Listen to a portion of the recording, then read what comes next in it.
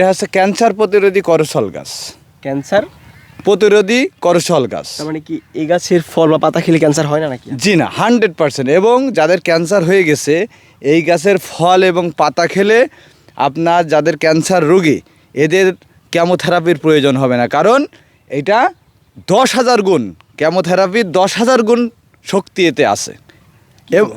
জি, এবং এটার ভিতরে এমন কিছু জিনিস আছে, যেমন যৌগ আছে, যেমন অ্যানোসিস নামের একটি যৌগ আমাদের দেহের ভিতরে আছে, এটার ভিতরে আছে, যেটা আপনার ক্যান্সারের কোষ ধ্বংস করতে সক্ষম হয় এই পাতাতেই। জি। খাওয়ার নিয়মটা কি? খাওয়ার নিয়ম খুবই সহজ।